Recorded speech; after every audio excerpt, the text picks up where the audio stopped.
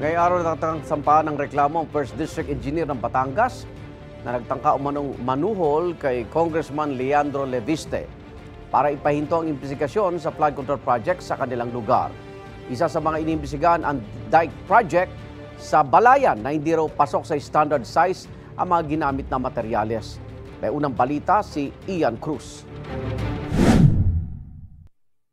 Sa isang entrapment operation, naaresto ng pulisya sa Taal, Batangas si Batangas 1st District Engineer Abelardo Calalo ng DPWH. Ang dahilan, tinangka umanong suhulan ni Calalo si Batangas 1st District Representative Leandro Leviste para ipahinto ang investigasyon sa mga DPWH project sa 1st District ng lalawigan. Si Kong Leandro may tinawagan po siyang tao na nag-inform sa akin ng mga detalye.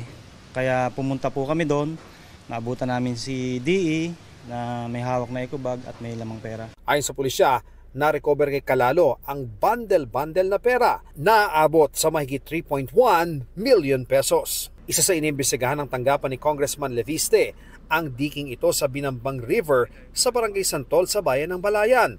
Ayon sa kapitan ng barangay, 2023 lang daw ito natapos. Pero nawasak ang maraming bahagi ng manalasang bagyong Christine noong October 2024. Gamit ang backhoe, binunot ang ilang sheet pile sa nasirang dike para malaman kung sapat ang haba nito.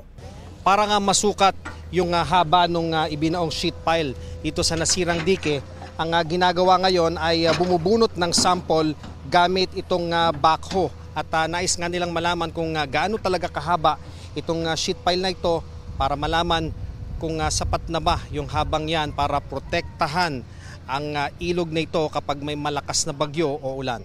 Dapat 15 meters, 15 ang sheet pile. At ang unang sinukat ay 3.96, ang pangalawa ay 5.5. Kung sabihin po natin, sabihin mo na kalahati ng ginastos sa proyektong ito na 338 o mahigit ay sa sheet pile at sabihin po natin 1/3 lang pala ang haba ng sheet piles na actually na inilagay. Yung 150 million pesos worth of sheet piles ay 50 million pesos worth lang pala ang inilagay. Sa isang panayam ng mga mamamahayag, sinabi ng kongresista na tuloy ang paghahain niya ng reklamo laban sa district engineer sa tanggapan ng piskalya. We should not tolerate any corruption in DPWH. We should demand projects at better quality and lower cost and obligate contractors to correct any deficiencies immediately without additional cost to government. Beyond this case, we will push for broader reforms to address systemic problems of DPWH. Sinikap ng GMA Integrated News sa makuha ang panig ni Engineer Calalo na nakadetain sa Taal Police Station. Baka makuha lang po namin panig nyo. Lawyer na lang, sir. Lawyer na lang. Opo. Engineer, tanong lang namin yung 3 million, para saan po ba yon? Sir, sa lawyer na lang po.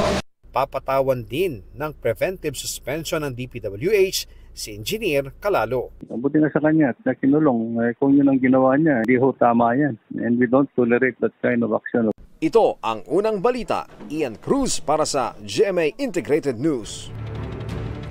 Igan, mauna ka sa mga balita, mag-subscribe na sa GMA Integrated News sa YouTube para sa iba't ibang ulat sa ating bansa.